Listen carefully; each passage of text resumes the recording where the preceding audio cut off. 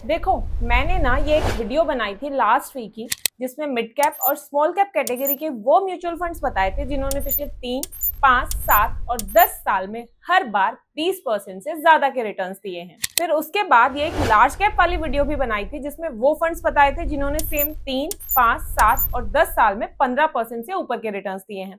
और आज मैं इसी कंटिन्यूएशन में फ्लेक्सी कैप कैटेगरी को कवर करूंगी और इस कैटेगरी के भी वो सभी म्यूचुअल फंड्स बताऊंगी जिन्होंने पिछले 3, 5, 7 और 10 साल में 15% से ज्यादा के रिटर्न्स दिए हैं। वैसे तो मैं इसमें भी चाह रही थी कि अबाउट 20% वाले फंड्स को कवर करूं, बट मुझे इस कैटेगरी में कोई भी ऐसा फंड नहीं मिला, इसलिए मैं अब अबाउट 15% वाले फंड्स को ही आज इस वीडियो में कवर कर रही हूँ। अच्छा, एक और चीज, आज की इस वीडियो में ना मैं म्यूचुअल फंड से रिलेटेड जो बेसिक कॉन्सेप्ट्स है ना वो कवर नहीं करूंगी, क्योंकि वो सब मैं पिछले इन दोनों वीडियोस में बहुत ही अच्छे से कवर कर चुकी हूँ। इसलिए आपसे बस एक रिक्वेस्ट है कि अगर आपके म्यूचुअल फंड से रिलेटेड बेसिक पॉइंट्स क्लियर नहीं है और आपको हर छोटे से छोटा पॉइंट भी डिटेल में समझना है, तो एक बार ये दोनों वीडियोस भी प्लीज जरूर देख लेना। तो चलो वीडियो को शुरू करते हैं अपने पहले फंड से, जो कि फ्लेक्सी कैप कैटेगरी का मोस्ट पॉपुलर फंड है, पराग पारिक फ्लेक्सी कैप फंड। इस फंड का एयूएम सभी कैटेगरीज में सबसे हाईएस्ट है, 1,28,966 करोड़। इसका एक्सपेंस रेशियो 0.63 है, जो फ्लेक्सी कैप कैटेगरी में काफी कम है।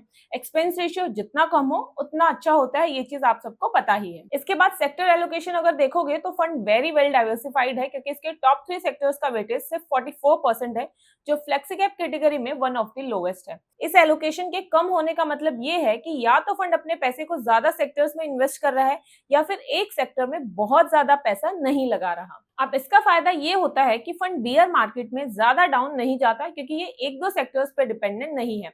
और पराग पारिक का आप सबको पता ही होगा कि ये बियर मार्केट में बहुत कम गिरता है as compare to other funds. अब इसके बाद अगर आप टॉप 5 स्टॉक्स में एलोकेशन देखोगे तो वो 31% है और इसने टोटल 125 स्टॉक्स में इन्वेस्ट किया हुआ है। फिर फंड का जो पोर्टफोलियो टर्नओवर रेशियो है वो 18.81 है, जो कैटेगरी एवरेज 88 से बहुत ही कम है। और मैंने सभी फ्लेक्सी कैप कैटेगरीज का टर्नओवर चेक किया तो पराग पारिक का टर्नओवर सबसे कम है। इसका मतलब ये फंड लॉन्ग टर्म के लिए स्टॉक्स को होल्ड करता है और अपने पोर्टफोलियो में ज्यादा चेंजेस नहीं करता, जो फंड मैनेजर के कॉन्फिडेंस को दिखाता है अपने इन्वेस्टमेंट को लेकर। अब इस फंड के रिटर्न्स पर आते हैं और ये देखते हैं कि इसने लास्ट 3, 5, 7 एंड 10 इयर्स में कैसे ट्रेलिंग रिटर्न्स दिए हैं। तो सबसे पहले लास्ट 3 इयर्स में ऑलमोस्ट 19% के रिटर्न्स दिए हैं, जो इसके बेंचमार्क निफ्टी 500 से करीब 2.5% ज्यादा है। फिर लास्ट 5, 7 एंड 10 इयर्स में 17, 19 एंड 18% के रिटर्न्स दिए हैं, जो इसके बेंचमार्क से अगेन काफी ज्यादा है। मतलब इस फंड ने हर एक टाइम पीरियड में 15% से ऊपर के रिटर्न्स दिए हैं। इनफैक्ट 15 नहीं 17% से ऊपर के रिटर्न्स दिए हैं। अब फंड के रोलिंग रिटर्न्स पर चलते हैं। इसके लिए मैंने इस फंड के पिछले 10 इयर्स का डेटा लिया है और उसे 3 और 5 साल की साइकिल में डेली बेसिस पर रोल किया है। रोलिंग रिटर्न्स आपको पता ही है कि फंड की कंसिस्टेंसी को दिखाते हैं। अब पहले अगर 3 साल की साइकिल में रोल करके देखें तो एवरेज रिटर्न्स 20% के हैं, जो बेंचमार्क के 15% से काफी ज्यादा है। मैक्सिमम रिटर्न्स 37% है और मिनिमम रिटर्न्स 0.74% है।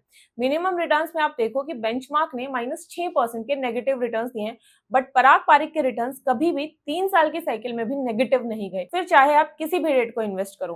तो ये दिखाता है कि फंड की डाउनसाइड प्रोटेक्शन कितनी सॉलिड है। अब 5 साल के रोलिंग पीरियड में भी अगर आप देखोगे तो यहाँ भी परफॉर्मेंस बहुत अच्छी है। एवरेज रिटर्न्स 22% है, मैक्सिमम 33% और मिनिमम रिटर्न्स 15% है, जो बेंचमार्क से काफी अच्छे हैं। अब इसके बाद फंड के रिस्क पैरामीटर्स को अगर हम देखें तो फंड का बीटा 0.62 है, जो कैटेगरी एवरेज 0.96 से काफी कम है। बीटा जितना कम हो उतना अच्छा होता है। स्टैंडर्ड डेविएशन भी कैटेगरी एवरेज से कम ही है, 9.76 है। स्टैंडर्ड डेविएशन भी जितना कम हो उतना अच्छा होता है। और अगर हम शार्पे रेशियो देखें, जो रिस्क एडजस्टेड रिटर्न्स को दिखाता है, वो 1.05 है, जो कैटेगरी एवरेज 0.49 से ज्यादा है। शार्पे रेशियो जितना ज्यादा हो उतना अच्छा होता है। तो रिस्क पैरामीटर्स में भी ये फंड एकदम टॉप क्लास है। अब अगर हम ये देखें कि इस फंड में हमने लास्ट 10 इयर्स में यानी कि 1 अप्रैल 2016 से लेकर हर महीने 10,000 रुपए की एसआईपी करी होती तो हमें कितने रिटर्न्स मिलते, तो इस पीरियड में हमारे एसआईपी रिटर्न्स 7.03% होते और आज हमारे इन्वेस्टमेंट की वैल्यू 29,33,418 रुपए होती। वैसे अगर आपको मेरी सभी वीडियोस का कंप्लीट डेटा पीडीएफ फॉर्म में चाहिए तो आप चैनल की मेंबरशिप ज्वाइन कर सकते हो। लेवल 1 में आपको पीडीएफ्स मिलेंगी और लेवल 2 में पीडीएफ्स के साथ साथ एक्सक्लूसिव वीडियोस भी मिलेंगी हर महीने। कुछ लेटेस्ट पीडीएफ्स एंड वीडियोस के स्नैपशॉट अभी आपको स्क्रीन पर शो भी हो रहे होंगे। अब इसके बाद हमारा जो नेक्स्ट फंड है वो है एचडीएफसी फ्लेक्सी कैप फंड। इस फंड का एयूएम 91,334 करोड़ है और ये भी one of the most popular fund में से एक है। इसका एक्सपेंस रेशियो 0.68% है। टॉप 3 सेक्टर्स में इसकी एलोकेशन 63% है, जो फ्लेक्सी कैप कैटेगरी के दूसरे फंड से ज्यादा है। इसका मतलब ये फंड थोड़ा ज्यादा कॉन्सेंट्रेटेड है और फंड मैनेजर का इन्वेस्टिंग स्टाइल जो है वो थोड़ा एग्रेसिव है। फिर टॉप 5 स्टॉक्स की वेटेज 31% है, जो पराग पारिक के बराबर ही है, और इस फंड ने टोटल 66 स्टॉक्स में इन्वेस्ट किया हुआ है।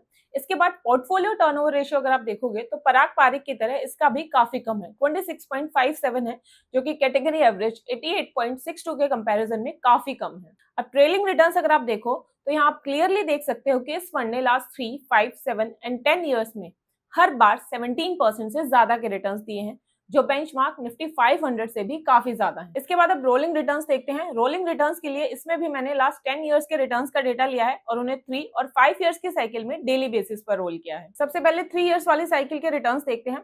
तो 3 इयर्स की साइकिल में एवरेज रिटर्न्स जो है वो 18% है, जो बेंचमार्क से ज्यादा है। मैक्सिमम रिटर्न्स 40% है और मिनिमम रिटर्न्स नेगेटिव है, -7% है। अच्छा, मिनिमम रिटर्न्स में हमने अभी देखा था कि पराग पारिक के मिनिमम रिटर्न्स पॉजिटिव थे, जबकि इस फंड के नेगेटिव हैं। मतलब इस फंड में नेगेटिव रिटर्न मिलने के चांसेस ज्यादा हैं अगर आप सिर्फ 3 साल के लिए इन्वेस्ट करते हो। लेकिन अगर हम अपना इन्वेस्टमेंट पीरियड 3 साल से 5 साल कर दें, यानी कि बढ़ा दें, तो फिर नेगेटिव रिटर्न्स के चांसेस ऑलमोस्ट 0 हो जाते हैं। आप इस डेटा में भी देख सकते हो कि 5 साल की रोलिंग पीरियड में मिनिमम रिटर्न्स 10% है, फिर एवरेज रिटर्न्स इस 5 साल की साइकिल में 19% है और मैक्सिमम रिटर्न्स 35%।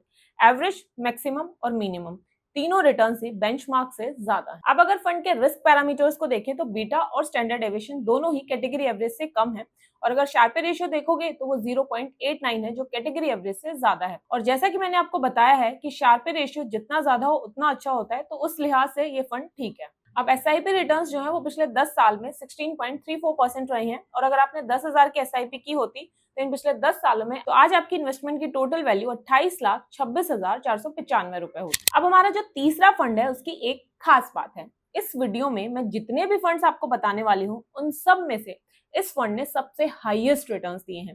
फंड का नाम है क्वांट फ्लेक्सी कैप फंड। इसका एवं 5,687 करोड़ है। एक्सपेंस रेशियो 0.74 है, जो कैटेगरी के कंपैरिजन में और बाकी फंड्स के कंपैरिजन में थोड़ा ज्यादा है। टॉप 3 सेक्टर्स में एलोकेशन 51% है और टॉप 5 स्टॉक्स में 34%। एलोकेशन के हिसाब से आप इसे थोड़ा सा कॉन्सेंट्रेटेड बोल सकते हो, क्योंकि इस फंड ने टोटल 44 स्टॉक्स में इन्वेस्ट किया है, जबकि जो बाकी के फंड्स हैं उनमें ज्यादातर फंड्स ने 70 से 80 स्टॉक्स में इन्वेस्ट किया हुआ है। अब इसका पोर्टफोलियो टर्नओवर रेशियो जो है वो 115 है, जो कैटेगरी एवरेज 88 से काफी ज्यादा है। इतना ज्यादा टर्नओवर रेशियो होने का मतलब है कि फंड अपने स्टॉक्स को बहुत ही जल्दी बाय और सेल कर रहा है।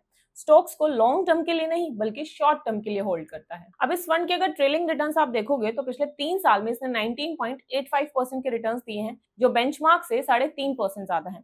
लास्ट 5 इयर्स में इसने 20.46% के रिटर्न्स दिए हैं, जो बेंचमार्क से 6% ज्यादा है। लास्ट 7 इयर्स में 22% के रिटर्न्स हैं, अगेन ये बेंचमार्क से 10% ज्यादा है। फिर लास्ट 10 इयर्स में 20% के रिटर्न्स हैं, जो बेंचमार्क से करीब 7% ज्यादा है। तो इतने ज्यादा रिटर्न्स किसी और फ्लेक्सी कैप फंड के नहीं है। इसने हर टाइम पीरियड में ऑलमोस्ट 20% से ज्यादा के रिटर्न्स दिए हैं और अपने बेंचमार्क को भी अच्छे खासे मार्जिन से बीट कर रहा है।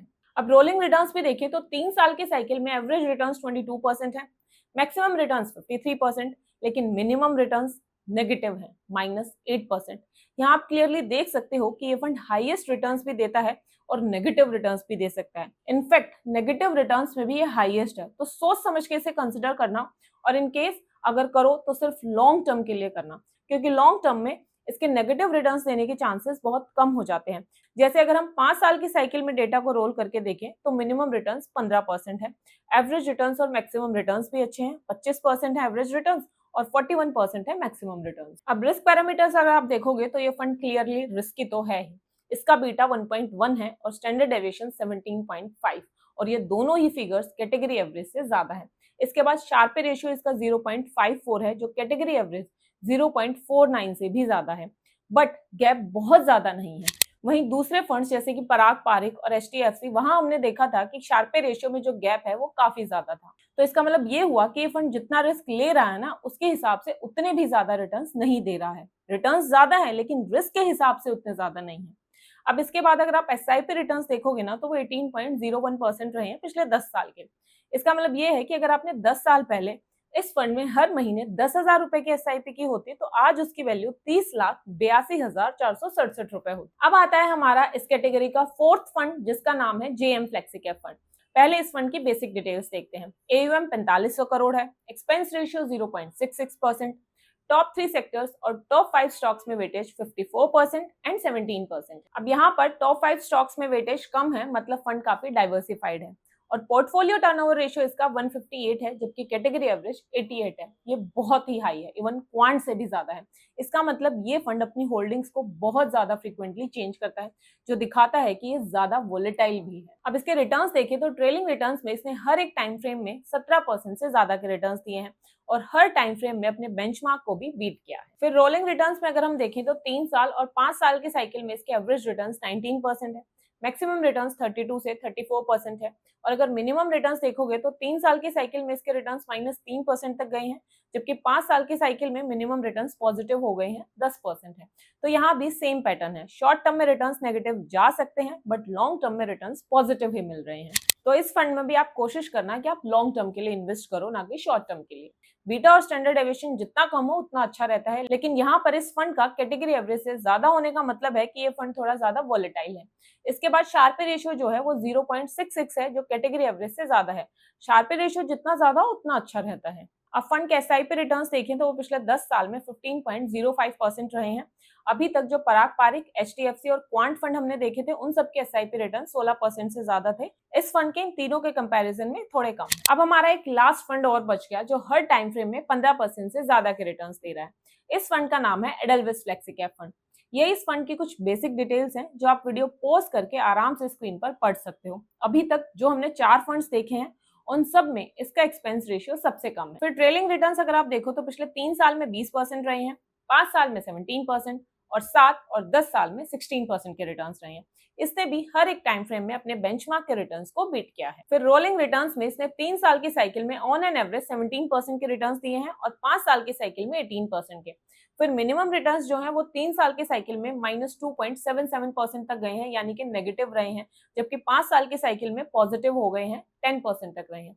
यहाँ भी शॉर्ट टर्म में नेगेटिव है और लॉन्ग टर्म में पॉजिटिव है। So try to invest for long term in this fund. फिर रिस्क पैरामीटर्स में इसका बीटा और स्टैंडर्ड डेविएशन दोनों ही कैटेगरी एवरेज के जितने ही हैं, 1 और 14.9, जबकि शार्पे रेशियो जो कि 0.69 है वो कैटेगरी एवरेज से ज्यादा है, मतलब कि ये चीज अच्छी है। अब एसआईपी रिटर्न्स अगर आप देखोगे तो इसने लास्ट 10 इयर्स में 14.76% का XIRR दिया है, जो पिछले चारों फंड्स के कंपैरिजन में सबसे कम है। और अगर आपने 10 साल पहले इसमें हर महीने 10,000 रुपए की एसआईपी की होती तो आपके टोटल इन्वेस्टमेंट की वैल्यू आज 25,96,539 रुपए होती। तो ओवरऑल अब अगर मैं वीडियो कंक्लूड करूं तो यही वो 5 फंड्स थे जिन्होंने कंसिस्टेंटली हर एक टाइम फ्रेम में 15% से ज्यादा के रिटर्न्स दिए हैं। लेकिन इनमें भी कोई फंड तो ऐसा है जो बहुत एग्रेसिव है और कोई फंड ऐसा है जो बहुत ही कंजर्वेटिव है। तो अगर आप इनमें से कोई भी फंड कंसिडर करो तो अपने रिस्क और गोल के हिसाब से करना, अपने इन्वेस्टमेंट होराइजन के हिसाब से करना, और हो सके तो अपना इन्वेस्टमेंट पीरियड इन सभी फंड्स में लॉन्ग टर्म ही रखना। तो ये थी मेरी इस सीरीज की आखिरी वीडियो। आपको ये तीनों वीडियोस कैसी लगी मुझे कमेंट्स में जरूर बताना, और आगे और मैं किस टॉपिक पर वीडियो बनाऊं, किस टाइप का डेटा एनालिसिस करूं, ये भी बताना। Thank you so much for watching. See you guys in next video. Till then, happy investing.